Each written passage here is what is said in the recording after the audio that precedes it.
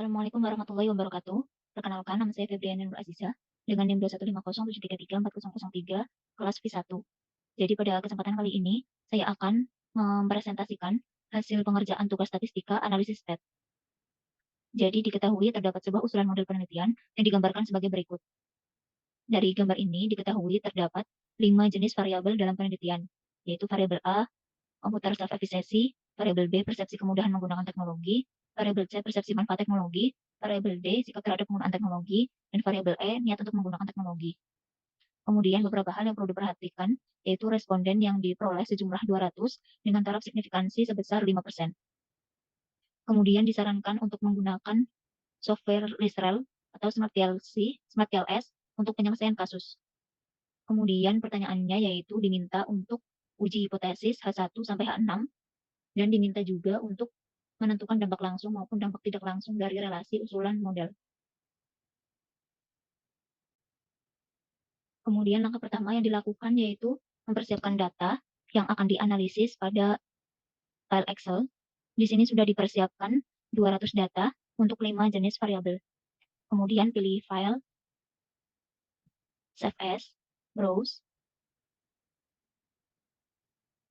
kemudian beri nama file, dan pilih tipe datanya MS-DOS yang teks. Kemudian pilih save. Kemudian setelah itu buka software SmartTLS, kemudian pilih New Project, beri nama file,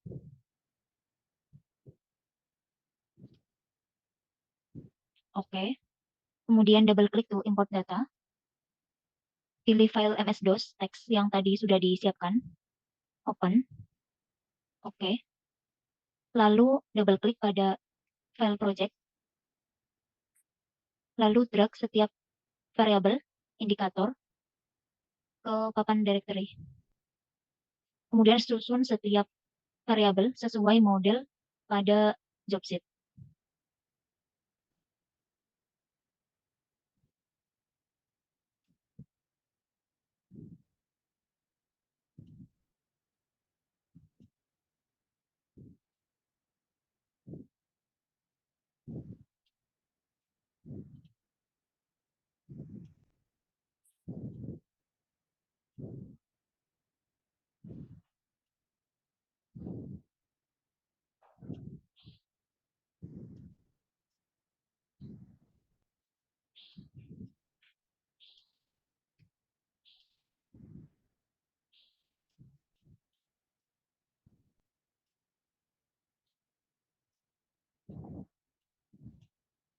Kemudian blok semua variabel,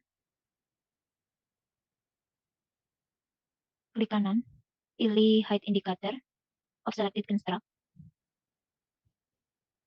Setelah itu, pilih connect, hubungkan setiap variabel.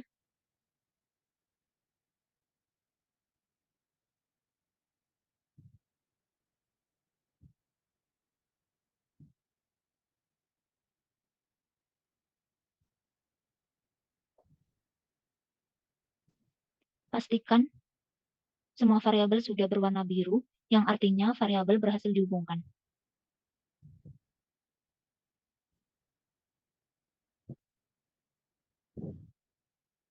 Kemudian rename semua variabel sesuai nama variabel pada gambar model.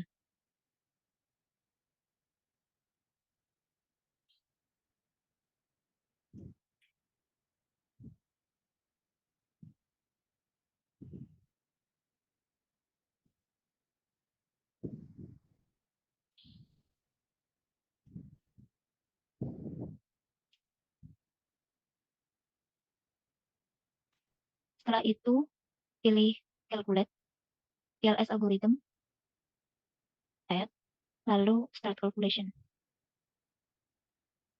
Nah, setelah itu akan muncul nilai koefisien path atau koefisien jalur, yang mana ini merupakan nilai dari pengaruh langsung pada model. Kemudian untuk melihat nilai pengaruh tidak langsung, bisa pilih bagian indirect effect. Nah, di sini ada dua bagian. Untuk yang spesifik indirect effect ini adalah penjabaran secara spesifik. Jadi ada kurang lebih 1, 2, 3, 11 11 spesifik indirect effect. Kemudian di bagian total indirect effect adalah penyederhanaan dari spesifik indirect effect. Penyederhanaan di sini yaitu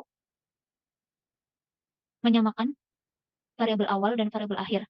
Misal di sini untuk yang berawalan dari A dan berakhir di D, ini terdapat pada 3 jenis spesifik indirect effect, yaitu ABD, ACD, dan ABCD.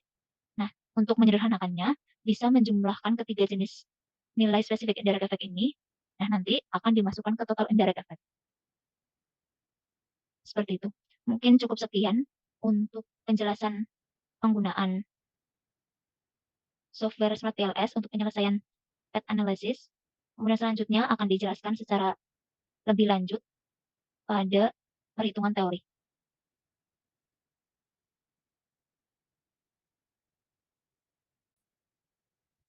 Kemudian selanjutnya penjelasan lebih lanjut dari perhitungan melalui software.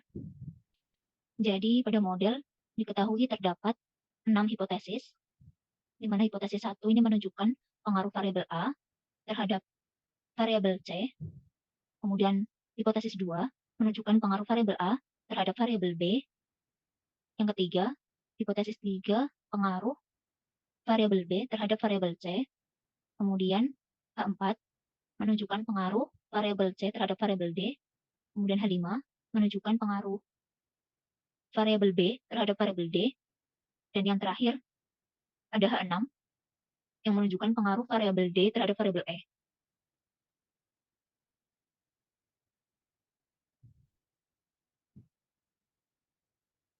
Analisis uji hipotesis untuk setiap hipotesis dari H1 sampai H6. Jadi setelah proses langkah-langkah yang sudah saya tunjukkan selesai, maka akan tampil nilai koefisien jalur seperti gambar di bawah ini.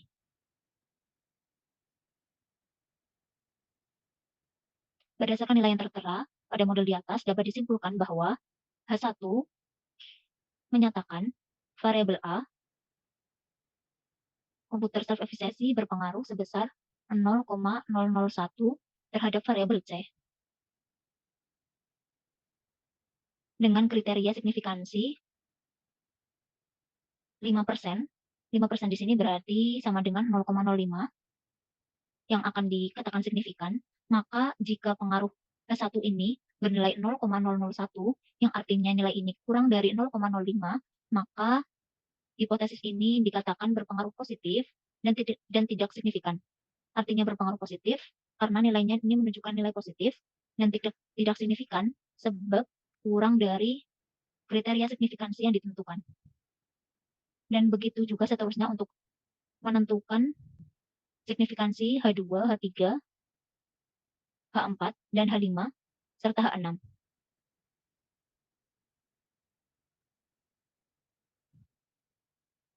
Kemudian, menentukan dampak langsung maupun dampak tidak langsung dari relasi usulan model pada gambar 1. Dampak langsung dari gambar model di atas dapat diketahui bahwa model tersebut memiliki 6 dampak langsung yang terdiri atas H1, H2, H3, H4, H5, dan H6. Berikut tampilan nilai dampak langsung yang tertera pada software Smart PLS tadi. Kemudian dampak tidak langsung. Kemudian dapat diketahui juga bahwa model tersebut memiliki 11 pengaruh tidak langsung secara spesifik. Berikut penjabarannya. Dampak tak langsung secara spesifik yaitu pengaruh A terhadap C melalui B. Penjabarannya, pengaruh variabel A terhadap variabel C melalui variabel B. Dengan perhitungan, dampak tak langsung A terhadap C melalui B dapat juga ditentukan melalui perkalian antara dampak langsung A terhadap B dan B terhadap C. Jadi, pengaruh tidak langsung ABC sama dengan pengaruh langsung AB dikali pengaruh langsung BC. Dan diketahui nilainya sama, baik melalui perhitungan, melalui dan juga melalui praktek. Dan begitu seterusnya untuk dampak tak langsung yang lain.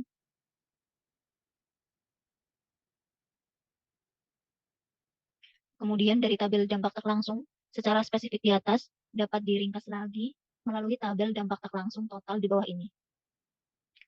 dampak tak langsung di sini adalah bentuk ringkas dari dampak tak langsung spesifik dengan menjumlahkan antara dampak tak langsung spesifik yang variabel awal dan akhirnya sama.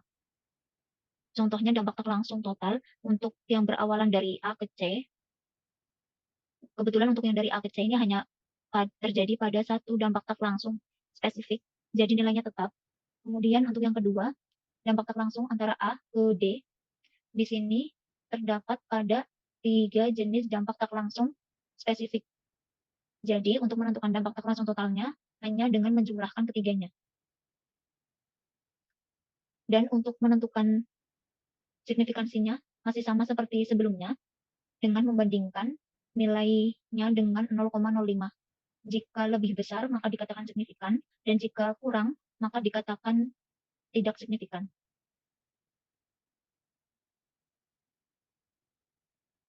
Mungkin demikian yang dapat saya sampaikan untuk presentasi kali ini. Kurang lebihnya mohon maaf. Wassalamualaikum warahmatullahi wabarakatuh.